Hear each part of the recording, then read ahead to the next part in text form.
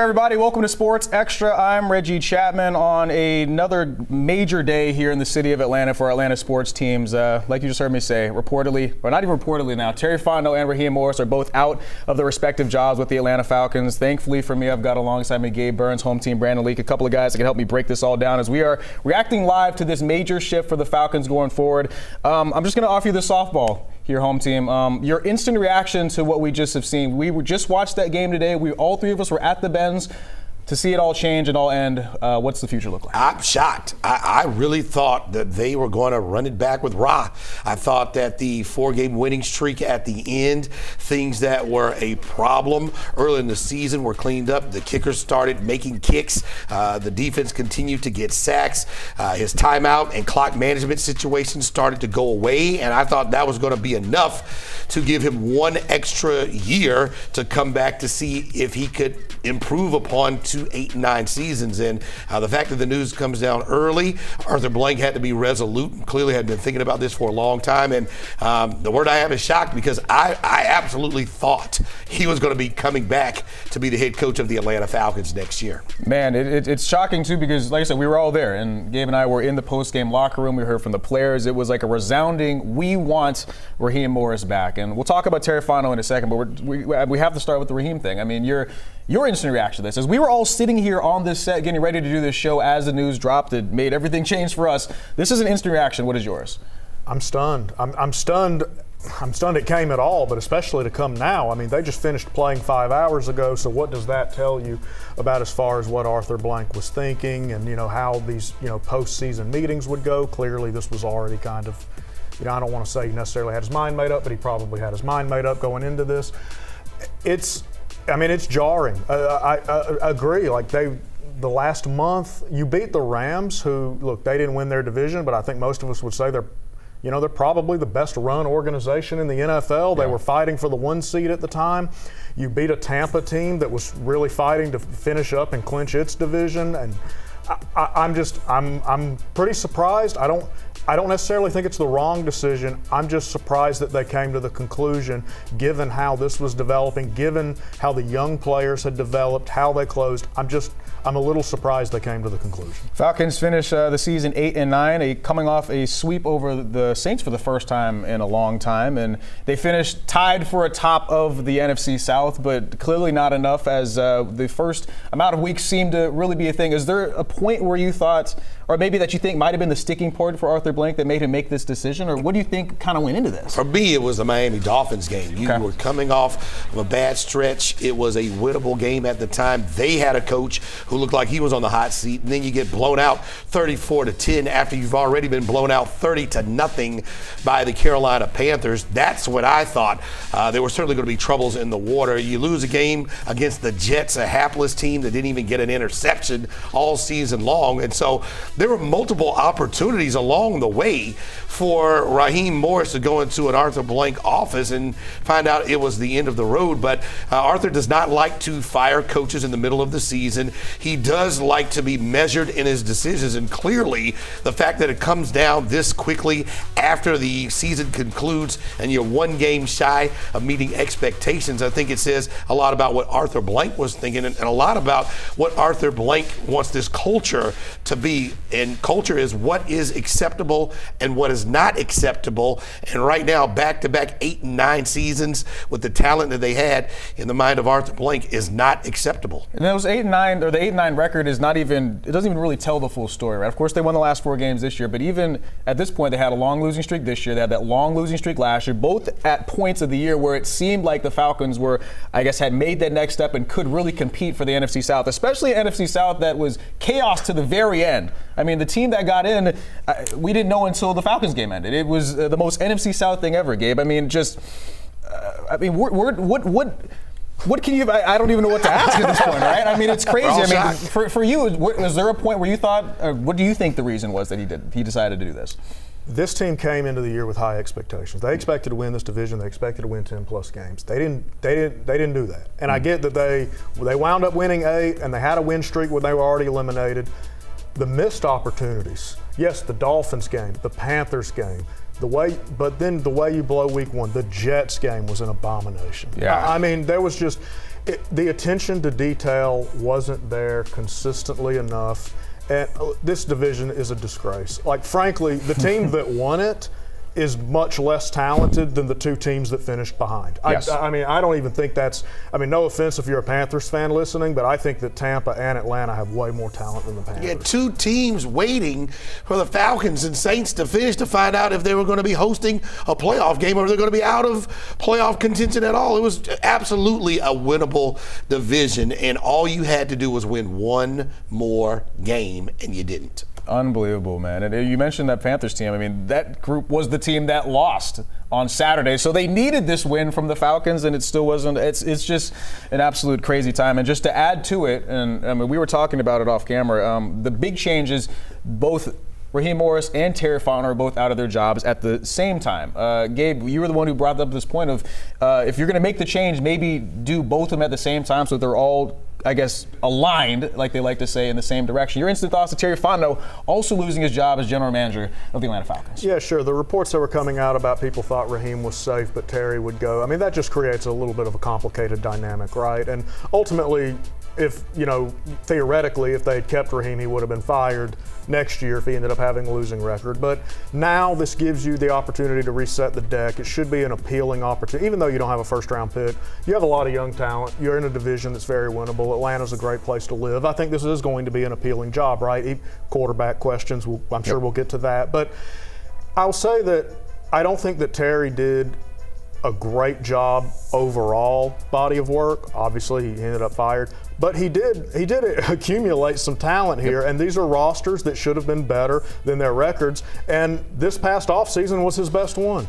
The draft was an absolute home run. He gives up the extra first-round pick, which is an organizational decision. It's not like he just did that, you know, without himself, the right, exactly. exactly. That's everyone's on board with that, and it worked. James Pierce Jr. is awesome, double-digit sacks.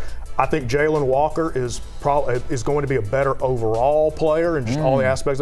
That was a hit. Obviously, you get Watts in that deal as well, who's a tone setter. Billy Bowman was good. Yeah. I mean, again, he had a good offseason. Obviously, it wasn't good enough, and they want to reset the decks. I do understand if that's how you feel. If you don't want it, I will praise. We'll see who Blank hires. Yep. But I will praise him for going, this isn't good enough, and if I don't feel that these guys are good enough to get me there, I need to find someone who will. Now, that doesn't mean he will, but I'll give him credit for that. Both too little, too late for both. The run at the end for Raheem, and then the last 2 years for Terry Fontenot. You know, the draft this year was a home run without a doubt. Yeah. That being said, you took a tight end and Kyle Pitts at number 4 overall. Penei Sewell on the board, Shamar Chase on the board, and it has not worked out. Then you get Kirk Cousins, and you give him the huge contract, and then you draft Michael Penix Jr., who was injured coming into the NFL, and now he's injured again already when he gets his first chance to start. So some big swings, some hits, and some misses. I just thought it was enough for both guys at the end of this season to stick around. And now Arthur Blank is setting a new tone, and maybe he is getting a little bit agitated at continuously hiring coaches and giving guys opportunities, and they keep coming up short when you have, without a doubt, one of the most winnable divisions in all of sports. It is a crazy, crazy time, and thankfully I've got you guys alongside me to continue to break this down. My producer says we have to go to break, so if you just wait a couple minutes, we'll be back with more on what the future looks like for this Falcons organization, where they go next, maybe what Arthur Blank decides to do as well. All right, everybody, welcome back to Sports Extra on an historic day as we continue to have a live reaction to the breaking news that Raheem Morris as well as Terry Fontenot have both been fired by the Atlanta Falcons, which means a new era once again is coming for the Falcons. Home team. This is obviously a crazy time, but thankfully for whoever might be getting this next job, there does seem to be a lot of great pieces that would kind of entice a high-level coach to kind of come in here. Why would this be the best job, or is it the best job available, what you think that might come available heading this offseason? Well, the cupboard is not bare, and you clearly have talented pieces, and a good coach and GM should be able to take those, add to them, and make this a more successful team. You know, we're still waiting to see whatever Kyle Pitts is going to turn into, but he did nearly break a record that was set to 1960s his rookie year when he had Matt Ryan throwing him the football. Bijan Robinson just set the franchise record for yards from scrimmage. James Pierce Jr. just set a rookie record for 10.5 sacks. And you have Xavier Watts tying a record that Deion Sanders held with his 5 interceptions. So there are pieces in the building, and that's what makes it attractive. People want to come to a place where they don't have to wait 3 and 4 years to see success. You can come in here and compete. You would think you lost a game to the Patriots, a double-digit team, by an extra point. You lost to Tampa Bay, missing a field goal. You beat the Buffalo Bills. You beat the Rams. So there's talent around here. You just can't go through the middle of the season losing for a month and then trying to clean things up at the end of the year. Well, then that then brings up the question, who is the guy that you try to bring in here? And maybe not even at GM, but at head coach. Who? Because when you look around right now, who is maybe the best potential option to lead this team? Because it feels like you should get a good guy. And we'll talk about the quarterback position later, because that's what usually ends up getting a lot of high-level coaches in certain places. It has a lot of pieces around the quarterback position. Who do you think are some of the guys they should be looking for? Well, it's going to be fascinating because, like, last cycle had Ben Johnson, who was obviously the guy. Star. Everybody wanted Ben Johnson. That worked out. This cycle doesn't necessarily have that. I think you always lean toward you want an offensive coach in this era. And obviously, I wouldn't be surprised if they wanted somebody who had experience, just given where they are roster-wise, given that they expect that they should be competing. What does that look like? You know, we're going to – I personally, I think 2 of the best candidates are defensive-minded guys, Jesse Minter and Chris Shula, who are with the 2 LA teams. But if you're looking at offense, Clint Kubiak in Seattle, but none of those guys have ever been coaches. Mike McCarthy's been a coach. Cliff Kingsbury's been a coach. You can throw out names. I know that's like Brian Daboll's been a head coach. Like there's going to be names like that I think that you would at least interview because they've been there, done that. They've worked with quarterbacks, and we'll see how important Michael Penix Jr. is to this process as far as, is Arthur Blank going to be making this hire with him in mind, or is it more I'm going to hire somebody and then he can make that decision? So there's a lot of elements to it, but I do think, you know, to the point that we were just talking about, Tennessee, you know, the Tennessee job is open. You have Cam Ward, but that's a big rebuild. There's just not a lot of talent there. And here, there's talent to work with, and you're in a disgraceful division. We talked about it. So I do think, and again, how much does it matter? You're making a lot. Atlanta's a good place to live. It's a good community to be in, and I do think that appeals to guys. I think that playing in the stadium appeals to. I think all of that stuff has some level of appeal. So yeah, I think it'll be coveted. Yeah, part of the problem is you keep hiring coaches who've never done it before. And Arthur Blank, you know, keeps trying to find the right coordinator, and hopefully it sticks this time. But, you know, Jim Moore had never been, you know, a head coach before. Bobby Petrino had never coached in the National Football League before. Mike Smith, Dan Quinn, Arthur Smith. Raheem Morris did have some coaching experience, and he was a defensive coordinator on a championship team with the Rams. But, you know, when you talk about where you're going, I agree with Gabe 1,000%. I would like an offensive-minded coach.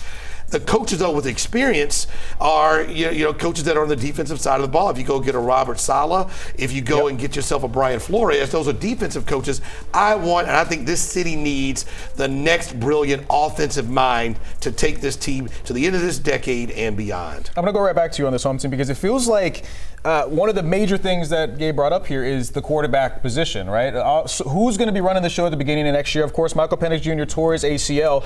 And when you bring in a new regime, they don't have a connection to Michael Penix Jr. They didn't draft him. So what do you think that the next, I guess, regime will do? And how much do you think it actually comes into the job, the fact they have Michael Penix on that's got a huge part of it, because those discussions on what he is going to be, if he's going to be here, you know, we are rooting for him as Falcon fans, but a new GM, a new coach, they probably don't want a guy who has 3 knee surgeries starting off their regime, and also has had 2 season-ending surgeries on his shoulders when he was in college. So every GM and every coach should have the right to pick their own player, their own trigger man. The question is the right guy in the building, is Michael Penix the guy that can do it? Or if his body is not going to hold up, or the next regime doesn't believe it's going to hold up, then they need to have the grace and the opportunity to pick their guy to take this team into the future. It feels like we could talk about this all day and night, and thankfully for you guys, you can go find any of their work wherever you guys want it to be, on 680 The Fan as well as AJC.com.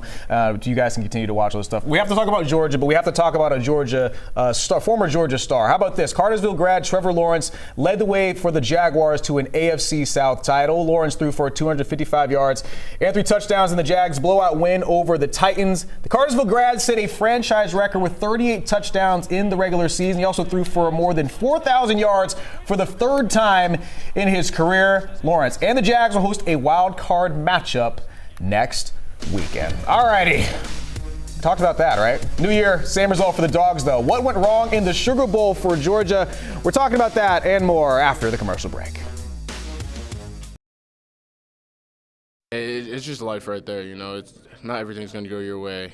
Sometimes you're just going to have to take this one on the chin, you know. It's a great team. They got great players over there. They recruit hard, too. We just got to realize that we played as the best as we can, and they just got one more moment on it. Anytime you lose, it's going to motivate you for sure. So hopefully in the offseason we go out there and attack it like we did this year. And we just gotta keep getting better and just keep finding little ways to improve and learn how to finish, and we're going to be good. All right, well, heading into Thursday night, the hopes were super high for the Dogs. Lots of people had them favored to win it all, and it looked like it to start. But after a tough second half, Georgia Bulldogs are headed home early with more questions than answers. Home team and Gabe still here with me. A disappointing end for a team that was living on the edge all season long, Gabe. Like KJ said, they just made more plays than they did late in the game. Where do you think it went wrong for the Dogs? Yeah, you know, so many of us thought there was going to be a deep run here. Yep. And this was one of the favorites. This might have been the favorite in the eyes of a lot of people. Despite the fact they lived on the edge for a lot of the year, the way that they closed, and especially against Alabama in that SEC championship, you felt like, oh, wow, like Kirby's done a great job with this group. The way the defense had rounded into form, it seemed like this thing was really going to roll. Ole Miss deserves a ton of credit, and the ultimate difference was Trinidad Chambliss. He's the best. He was the best player on the field, made play after play. You're not going to win many games giving up 20 points in the fourth quarter. Flat out, you just were beaten. That's just the bottom line. Kirby Smart's teams have been smothering everyone in the fourth quarter of games, and you gave up 20 points, doubled up, 20-10 in the fourth quarter. Ole Miss kicked more field goals, they scored more touchdowns, and they punted fewer times. So they were the better team when it had to be done, and you have to give Trinidad Chambliss a lot of credit, driving the team down the field to get that field goal to get them to the next round. You mentioned Kirby. Of course, he's got so much space because at the end of the day, he's won 2 national titles. But when he wins games in these moments where he makes the right decision, feels like the right decision. But of course, that loss against Alabama, that 4th down call they talked about. People are talking about that 3rd down decision to pass the ball instead of run the ball, which left too much time left ultimately for Ole Miss. Home team, the decision making from Kirby seemed at times like it was a little bit shaky. He said he got out coached. Do you agree? He made some bad decisions. That 4th down, it wasn't on him because we found out that the ball was not supposed to be snapped. But then you get into, you know, where is the coach's responsibility or somebody on the sideline to reiterate something. You go for it on 4th and 2 in a game like that. You don't get it. They get a layup touchdown. A play like that, a decision like that, and the one you talked about, those make the decisions just like that in winning and losing. How about this? Gunnar Stockton, his first full year as a starter.